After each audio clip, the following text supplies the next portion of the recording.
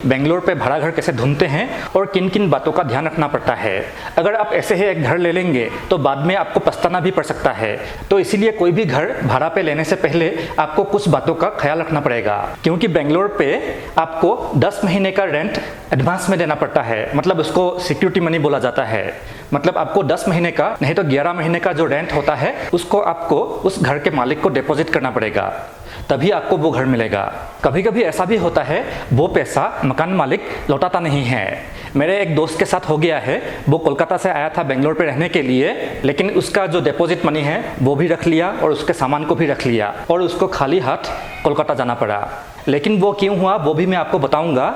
और बेंगलोर पे भाड़ा घर का दाम कितना कितना है, कितने में से शुरू होता है और कितने तक है, मैं आपको सभी चीज़ें इस वीडियो में बताने वाला हूँ।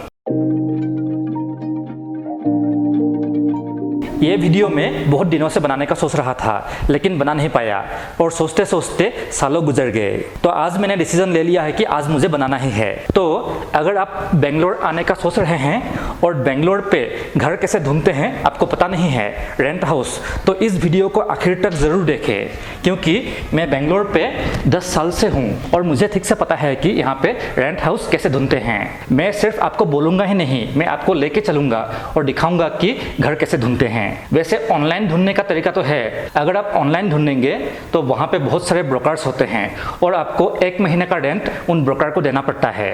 तो इसीलिए अच्छा है ऑफलाइन ढूंढना। और बेंगलोर पे ऑफलाइन घर ढूंढना बहुत आसान है। तो सबसे पहले क्या करेंगे, आप अपना बजट डिसाइड कीजिए, आपको कितने में भाड़ा घर चाहिए। वैसे बेंगलोर पे आपको 2000 से भी भाड़ा घर मिल सकता है और 2000 से आपको 30,000 40,000 उससे भी ज़्यादा में आपको भाड़ा घर मिलेगा। तो पहले आप डिसाइड कीजिए आपका बजट कितना है। लेकिन 2000 में आपको बड़ा घर मिलेगा ऐसा मत सोचिए। आपको 2000 में एक छोटा सा कमरा मिलेगा सिर्फ सोने के लिए, बाथरूम वगैरह बाहर में होगा। तो वैसा घर मैं आपको रिकमेंड नहीं कर रहा हूँ। और अगर आप बैचलर है तो आपके लिए अच्छा होगा एक आरके मतलब रूम एंड किचन, जिसमें एक रूम होता है और एक किचन होता है और बाथरूम होता है अटैच। और आरके हाउस में मतलब 3-4 बंदे एक साथ रह सकते हैं। और आरके हाउस का रेंट स्टार्ट होता है 3000 रुपये से। तो 3000 रुपये में 3-4 बंदा रहेगा तो उनका खर्चा बहुत कम हो जाता है। और अगर आप फैमिली है तो आपके लिए आरके नहीं होगा, तो आपको लेना पड़ेगा 1 BHK नहीं तो 2 BHK। 1 BHK मतलब 1 bedroom 1 hall and 1 kitchen. 1 BHK bedroom hall kitchen. तो छोटे फैमिली के लिए 1 BHK काफ़ी है और बड़े फैमिली के लिए 2 BHK लेना पड़ेगा। अगर आपके साथ पेरेंट्स रहते हैं तो 2 BHK आपको चाहिए। 2 BHK में 2 बेडरूम रहेगा और कभी कभी 2 बाथरूम रहता है। तो अगर रेंट का देखा जाए तो सबसे कम का रेंट होता है आरके में। उसके बाद 1 BHK का रेंट थोड़ा सा ज़्यादा होता है और 2 BHK 3 BHK ऐसे रेंट बढ़ता जाता है। लेकिन कभी कभी आपको आरके के दाम पे आपको 1 BHK भी मिल जाता है। तो इसीलिए आपको ढूंढना पड़ेगा और जो सबसे अच्छा तरीका है वो है ऑफलाइन ढूंढना। और उसके लिए आपको एक 2 व्हीलर होने से काम हो जाएगा। और अगर आप बेंगलोर पे नए नए आए हैं तो आपके पास तो 2 व्हीलर होगा नहीं, तो इसीलिए यहाँ पे आप बेंगलोर पे 2 व्हीलर रेंट पे भी ले सकते हैं। जैसे कि हो गया युलू नहीं तो हो गया भोगो। इस टाइप का स्कूटर, इलेक्ट्रिक नहीं तो इंजन वाला स्कूटर आपको रेंट में मिल जाता है और दाम भी ज़्यादा नहीं है। वैसा आप एक ले सकते हैं। और उसके बाद आपको बेंगलोर के जिस जगह पे आपको घर चाहिए उस जगह पे गलियों में आपको थोड़ा घूमना पड़ेगा और 100% आपको घर मिल जाएगा। मतलब बेंगलोर पे घर बहुत अवेलेबल होता है, रेंट हाउस बहुत अवेलेबल है। और मकान मालिक क्या करते हैं, ऑनलाइन ऐड देते हैं, लेकिन बहुत सारे मकान मालिक ऐसा होते हैं जो अपने घरों के बाहर एक छोटा सा बोर्ड लगा देते हैं, टू लेट वाला। तो ज़्यादातर मकान मालिक ऐसा ही करता है, टू लेट बोर्ड लगाते हैं अपने गेट के सामने। तो आपको देखना है सिर्फ वो वाला बोर्ड। और आपको जिस जगह में आपको घर चाहिए उस जगह में अगर आप जाएंगे तो आपको ऐसा टू लेट बोर्ड आपको दिखेगा ही दिखेगा। तो चलिए मैं आपको लेके चलता हूँ और दिखाता हूँ कि ऑफलाइन बेंगलोर पे कैसे भाड़ा घर ढूंढते हैं।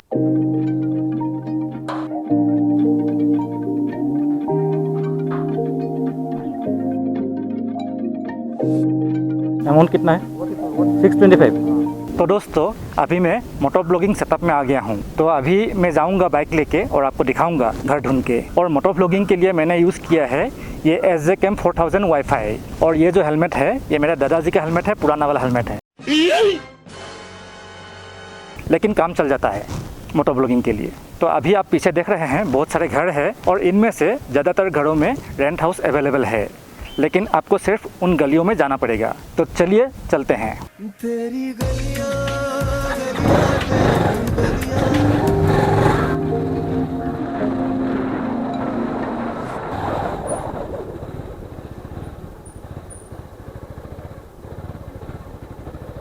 तो दोस्तों मैं आ गया हूँ अभी गली में धीरे से मैं जाऊँगा और हर घर को देखूँगा कि कौन सा घर में, ये देखिए एक मिल गया। आप देख सकते हैं ये वाला जो है, देखिए एक साइन बोर्ड मिल गया, for rent 1 BHK 2 BHK and contact number दिया हुआ है। तो एक मिल गया है, ये वाला घर है। और देखते हैं और कहाँ मिलेगा। तो इस गली में मुझे एक ही मिला।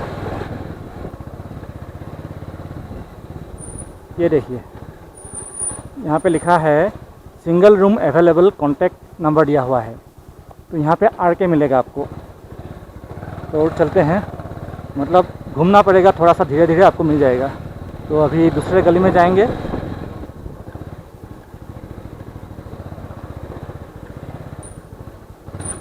यहाँ पे भी एक है लेकिन बोर्ड ठीक से नहीं है। ये वाला देखिए,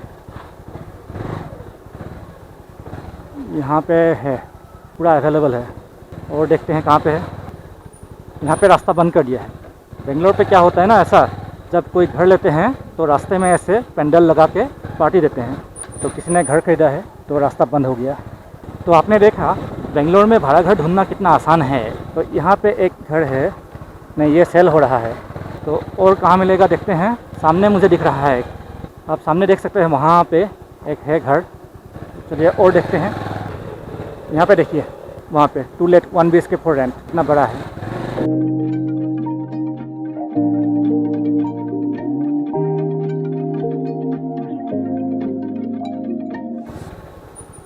तो यहाँ पे भी एक है, देखिए 2 let फर्स्ट फ्लोर 2 BHK। यहाँ पे भी एक है 1 BHK फॉर रेंट।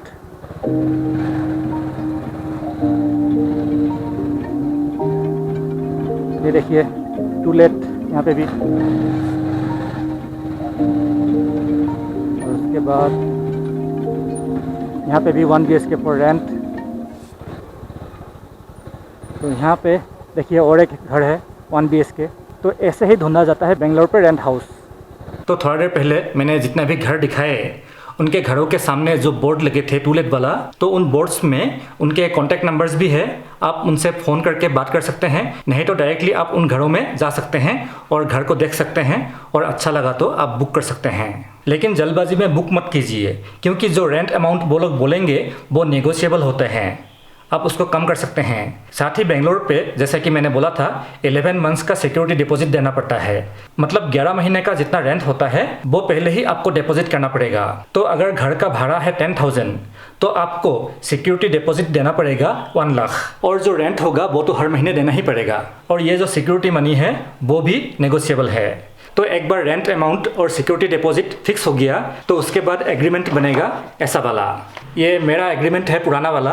तो इसमें सभी टर्म्स एंड कंडीशन लिखा रहता है। आपने कितना डिपॉजिट पे किया है, कितना रेंट अमाउंट है, सभी कुछ लिखा रहेगा। साथ ही आप घर के साथ क्या कर सकते हैं, क्या नहीं कर सकते हैं, वो सब भी लिखा रहेगा। और जब आप घर को वैकेट करेंगे, मतलब छोड़ेंगे, तब आपसे क्या क्या लिया जाएगा वो सब भी लिखा रहता है। मतलब जब आप घर को छोड़ेंगे तो जो सिक्योरिटी डिपॉजिट आपने जमा किया था उसमें से घर के रीपेंट के लिए आपसे पैसा लेंगे। मतलब सिक्योरिटी डिपॉजिट में से वो पैसा डिडक्ट करके आपको बाकी पैसा देंगे। सिर्फ घर का पेंटिंग ही नहीं, अगर आपने उनके घर का कोई भी चीज डैमेज किया है तो उसका भी पैसा काटेंगे। और ये जो एग्रीमेंट होता है ये 11 मंथ का होता है। अगर आप उससे ही पहले घर को छोड़ना चाहते हैं तो आपको 2 महीने पहले ही बोलना पड़ता है। अगर आप झट से घर छोड़ देंगे तो घर के मालिक आपके जो सिक्योरिटी डिपॉजिट है उसमें से एडजस्ट कर लेंगे। जैसे कि मेरे दोस्त के साथ हुआ जो कोलकाता से आया था, उसका भी एग्रीमेंट था 11 मंथ का, लेकिन उसने 3 महीने में ही घर छोड़ दिया। इसीलिए हाउस ओनर ने सिक्योरिटी डिपॉजिट का मनी भी नहीं लौटाया। और मेरा दोस्त ने जल्दी जल्दी घर को छोड़ के चला गया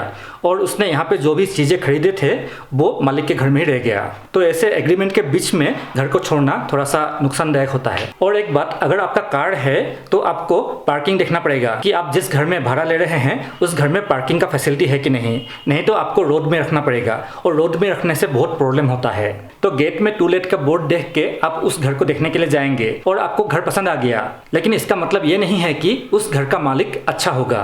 कभी कभी घर के मालिक अच्छे नहीं होते हैं, बहुत खड़ूस होते हैं, तो थोड़ा प्रॉब्लम हो सकता है। इसका मतलब ये नहीं है कि सभी हाउस ओनर्स अच्छे नहीं होते हैं, ज़्यादातर हाउस ओनर्स अच्छे होते हैं। जैसे कि जो मेरा पहला रेंट हाउस था, मतलब बेंगलोर पे आके जो पहला वाला रेंट हाउस लिया था, उस घर का ओनर अभी मेरा फ्रेंड है और अभी जिस घर में हूँ इसका भी ओनर बहुत अच्छे हैं। तो आशा करता हूँ दोस्तों आपको आज का वीडियो काम का लगा और इस वीडियो से आपको मदद मिलेगा। तो ऐसे ही और भी यूजफुल वीडियोस देखते रहने के लिए मेरे चैनल को सब्सक्राइब करके रखिए। तो जल्दी ही मिलेंगे एक दूसरे यूजफुल वीडियो के साथ, तब तक के लिए नमस्कार। तो यहाँ पे भी एक है, देखिए 2 लेट फर्स्ट फ्लोर 2 BHK भाड़ा घर है ना, खाली रेंट हाउस खाली नहीं है।